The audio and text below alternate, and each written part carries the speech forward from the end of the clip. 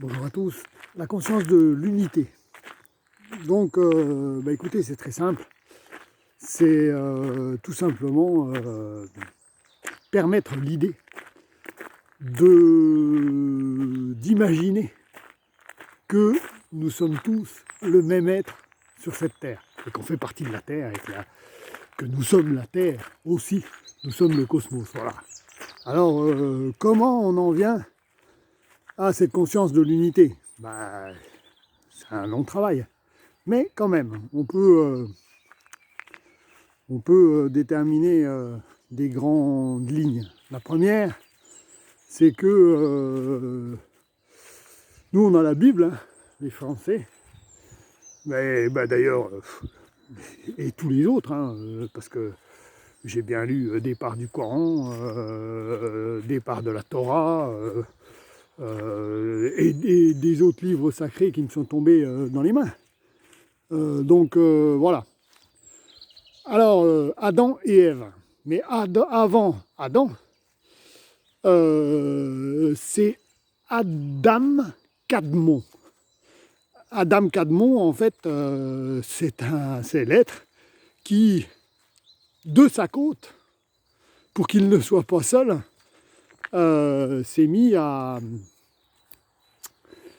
d'après la Bible, s'est fait une compagne, en fait.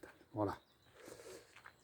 Qui, d'ailleurs, d'après certains, n'est pas Ève, mais est Lilith, la première femme d'Adam, Lilith.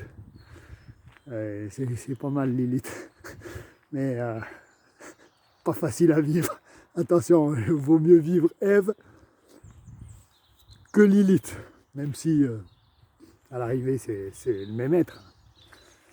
Donc, voilà, Adam Kadmon a plusieurs côtés, et il enlève un côté pour faire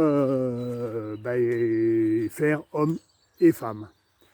Donc, comme on descend tous d'Adam et Ève, d'une manière pyramidale, hein, si on remontait à l'arbre généalogique total de chaque être vivant, Adam Kadmon. Voilà. Donc après, ça pose la question de qui sommes-nous, nous, en tant que personne? Je vais vous dire qu'on passe tout simplement par des archétypes de développement. Pour avoir accueilli des gens en chambre d'hôte pendant 18 ans, ça me frappait toujours de voir des gens qui avaient un peu le même profil. Surtout parce que moi j'avais besoin très vite d'avoir de l'information sur les gens pour savoir comment être le meilleur possible, leur apporter ce qu'ils pouvaient venir chercher. Et il y avait urgence parce que j'étais très jeune quand j'ai commencé et la population des chambres d'hôtes était très âgée. Puis après, avec le temps, je suis devenu très très physionomiste. Et puis je me suis dit, tiens, c'est des groupes d'âmes. Voilà, donc j'avais des repères.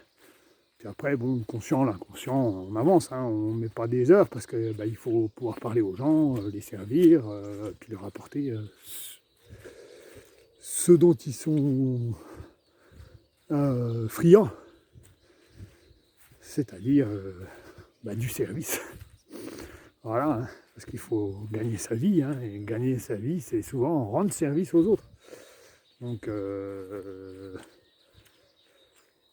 on fait comme on peut. Voilà, la conscience de l'unité, c'est qu'on est tous reliés par la Terre et qu'en fait, on est tout simplement, nous, en tant qu'êtres humains,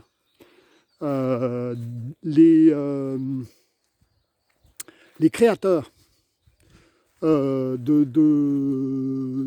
la Terre et de l'éther. C'est-à-dire que par notre souffrance, en fait, on va créer la matière. Et par notre joie, on va créer l'éther. Donc, vous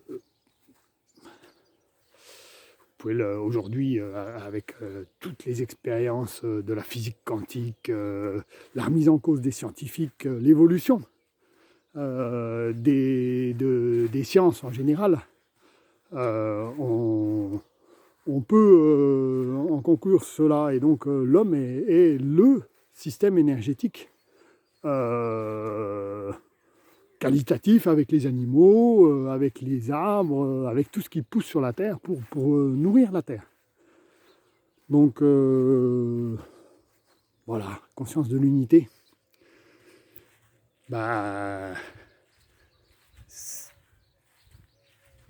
tout ce que j'ai à dire.